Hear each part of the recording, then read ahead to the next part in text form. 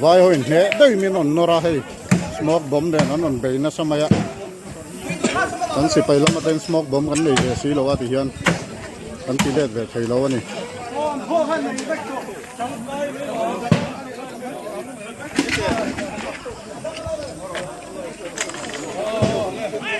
he video hi social media te karon share dona Mizo ram mi pui thalai lom ngai te thei Vairengte daia otostana min thok turin min pui bom turin kan nge na vai hoi min he tamro pui mai sia yan Mizo kan fen sia tuna hian Vairengte mi pui so kan la om sia tuna hian hey smoke kan on tap sawa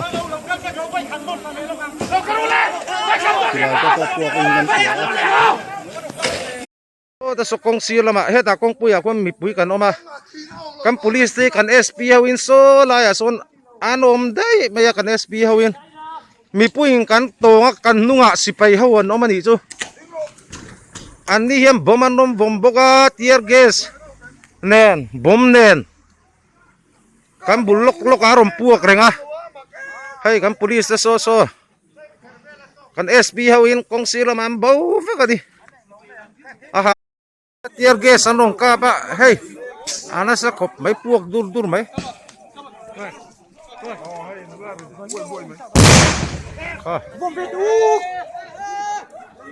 kami zoram police lamyan eng anti puak velo hi vairam lir ano ti puak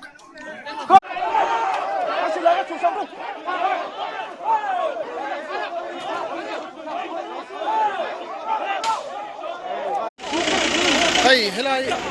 otostan khan on kheng ngam tat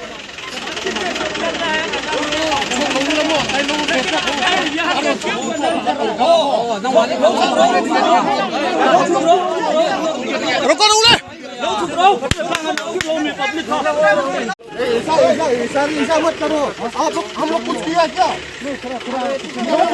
आप लोग किसी को आप लोग हम लोग नहीं जाएगा हम लोग मेरा ngam है mày hay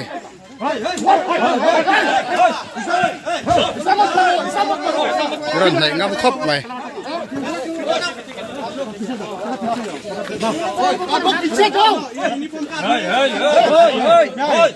em một cái kim xua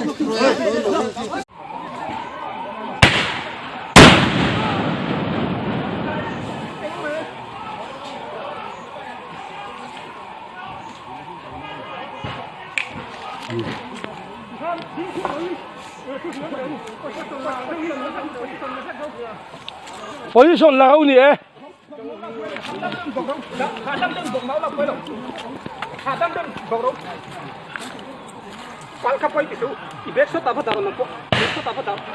position thế là về him him rồi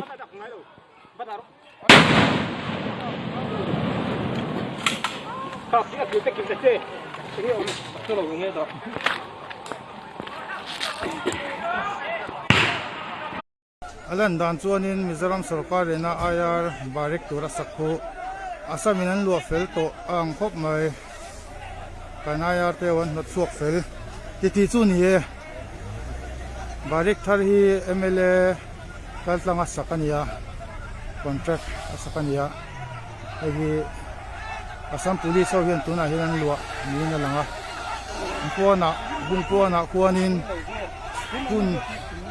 kun konga khuanin